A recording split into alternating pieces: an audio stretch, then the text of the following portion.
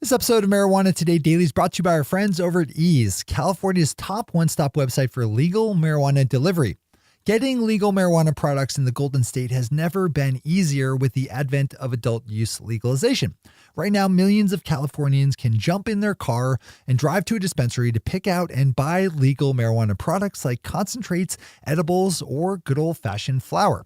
They just walk outside, get in their car, navigate traffic, park, walk inside, wait to be seen, pick out and purchase their products, then drive home, fumble for their keys, and collapse on the couch, a little spent from the journey. Or they just fire up ease.com, spelled E-A-Z-E, and pick out their purchase in just a few minutes before waiting less than an hour for delivery. It's just that easy. If you live in a part of California where Ease is active, you could be just minutes away from getting your order in. Find out for yourself over at ease.com, which again is spelled E-A-Z-E. Ease.com for all your California legal marijuana needs. Good morning, Marijuana Nation. It's Friday, May 11th, 2018, and you're tuned in to episode 488 of Marijuana Today Daily. I'm your host, Shay Gunther, and I'll be walking you through today's marijuana news and headlines. As always, we have a full and busy day of cannabis news in our hands, so let's jump right into it.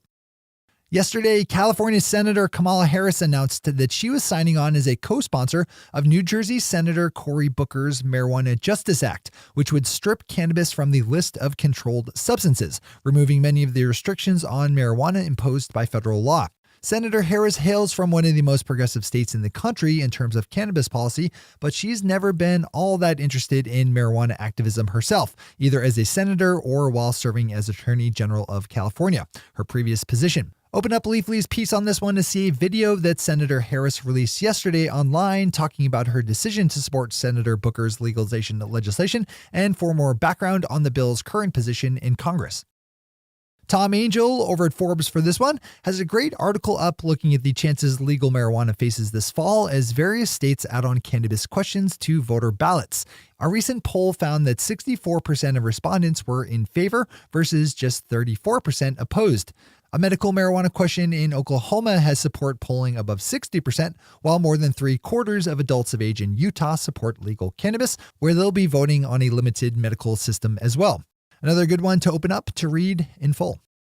Our final top story of the day highlights the disconnect between how much doctors know about treating medical conditions with cannabis and their willingness to recommend it to patients, with your average physician knowing little about how to best use medical marijuana, but still being willing to recommend it. A study published yesterday in the Journal of Clinical Oncology centered around a survey of 237 oncologists asking about their views and knowledge of medical marijuana. Researchers found that most conversations around medical cannabis were being initiated by patients, with 80% of polled oncologists reporting that they had talked at some point in the examination room with the patient about medical marijuana. There's a lot of detail to unpack on this one, so I'd make it your third read of the day to take in full. As always, we have all the news we cover linked to on our website at mjtodaydaily.com and on our Twitter account at mjtodaydaily. Those are our top stories for today. It's time for Marijuana Today Daily Headlines Blitz. Before we blitz out in headlines, let's quickly thank our sponsor, Ease, California's top one-stop website for legal marijuana delivery. Swing over to ease.com to see if your local part of California is allowing for marijuana delivery and if Ease is active there. If you have a green light on both, you could be less than an hour from taking delivery of top quality products like vape pens, edibles, oils, concentrates, and of course, marijuana flower. With Mother's Day coming up on Sunday, now is probably a good time to stock up on gifts for any cannabis-consuming moms in your life, which you can easily do over at ease.com. Why drive to the dispensary when you can have the dispensary brought to you? One last time, that's ease.com, which is spelled E-A-Z-E. Big thanks to everyone over at Ease for all the support. All right, on to the blitz. The Associated Press is reporting that Minnesota-based medical marijuana company Leafline Labs lost $5.3 million last year as it fought to survive in the state's restricted medical cannabis market, pushing the company's losses for the past 3 years north of $12 million. The announcement of that large loss came hours after an earlier one yesterday that Leafline CEO Andrew Bachman would be leaving the company. Another AP story swings us out west to California, where the reality of large-scale industrial cannabis cultivation is slapping one particular Golden State town right in the nose. Carpinteria, California is a small community of just 14,000 that also happens to be the home of a large number of legal industrial marijuana farms, which are combining to cast the area with a pungent, skunky smell at times. Residents say the smell of the growing cannabis is invading their homes and forcing them to shut windows and doors. The town sits on the coast of California, just south of LA, and is in Santa Barbara County, home to the largest number of cultivation licenses in the state. An interesting story that's likely to pop up elsewhere. Tom Angel, this time over at his own site, Marijuana Moment, picked up on the news that President Trump is considering naming a congressman to serve as Secretary of Veterans Affairs, who appears to have a nuanced view on medical marijuana.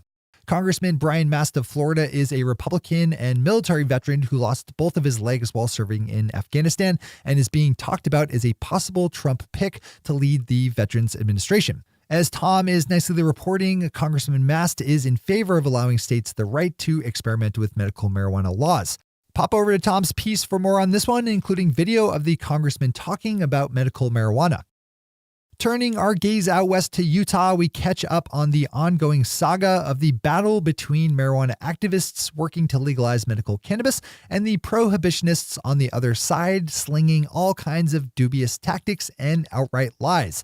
We touched on this one recently, but High Times has a good story up encapsulating the whole affair, including some video shot showing a prohibitionist canvasser lying in an attempt to convince a voter to rescind her support of a medical cannabis ballot measure. Know the other side. Someone smart once said something like that. It's good advice. Ohio Attorney General Mike DeWine certified a medical marijuana ballot measure question yesterday, clearing the language for a voter initiative that would legalize adult use cannabis for anyone 21 years of age and up. The group behind the question, Ohio Families for Change, say they will start collecting signatures in support with a goal of landing on the November 2019 ballot. If successful in both the signature gathering and voting phase, the measure would allow for home grow and set up a fully licensed and regulated adult use sales system. A good story to have on your Ohio radar. According to Bloomberg, the city of Denver is starting to feel more comfortable in spending and relying on revenue streams generated from legal marijuana taxes and fees. The city is now taking in tens of millions of dollars a year in cannabis-related revenue, and its leaders are starting to consider plans to borrow against future industry tax receipts to pay for infrastructure and other large-scale projects now, including the construction of affordable housing, a much-needed resource in Denver. There's lots of interesting municipal and financial angles on this one, so it might be worth a read. And finally for today, the Washington Post has an entertaining story up about a marketing campaign run by the LA County Department of Public Health in California that uses rap music to connect with the kids about why they shouldn't consume cannabis when they're young.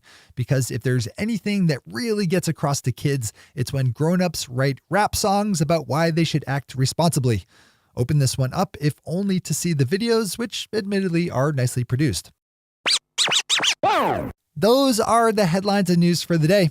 I'll be back with you again Monday morning with another information-packed episode of Marijuana Today Daily. But in the meantime, if you have any stories to share or feedback to give, zip us an email to headlines@mjtodaydaily.com.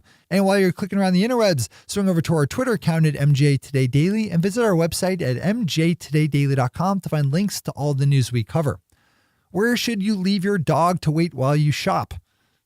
The parking lot.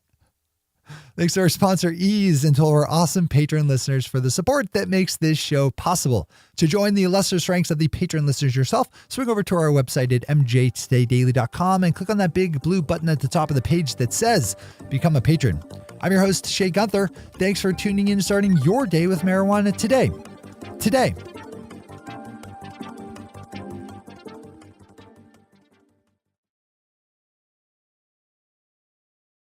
One take, Shay. One take.